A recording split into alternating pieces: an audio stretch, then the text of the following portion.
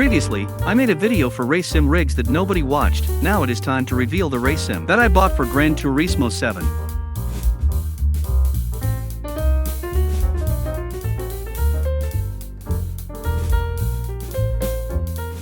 Yes, I bought the PS5 instead of the PS4 as I don't own any previous generations of PS4, and it would be a little more future-proof for my investment anyway. I'll explain why I still called this a relatively budget build later when I reveal the pricing for the whole thing.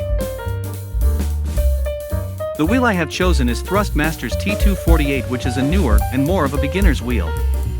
I picked this particular wheel after doing research from more professional users who had more experiences with race sim wheels than I do. Most of them claim to have a better experience with this wheel over the Logitech's wheel, even though Logitech's wheel is more friendly to the wallet.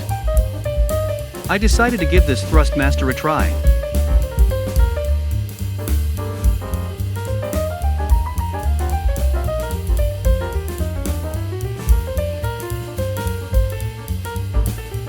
I have no idea whether this sim will rack have a brand name or not, but it seems quite decent looking, and it feels quite rigid. Even though this is supposed to be new, I found a spot that they mis-drilled, but my wheel will be sitting on that very same spot anyways.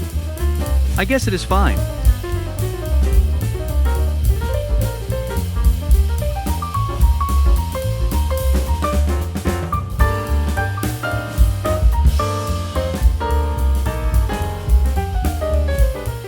This is how it looks like when everything is attached and assembled.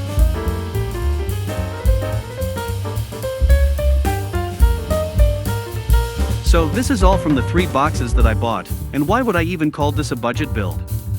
Let's bring this down. This is actually a used digital version of the PS5 which cost almost $500 US. The ThrustMaster T248 wheel is also a used wheel that cost almost $300 US. Finally, the rack, which is the only thing that is brand new, costs around $45 US. So the total comes to $845. But not yet. Gran Turismo cost almost $75 US. So everything together cost $920. And for those of you who did notice, I haven't decided whether I should get that manual stick or not, as it is relatively old and most users don't have very positive reviews with them. A used one cost around $150 US. What do you think? Should I get it too? I'm still thinking about it. Let me know in the comments. Thank you for watching.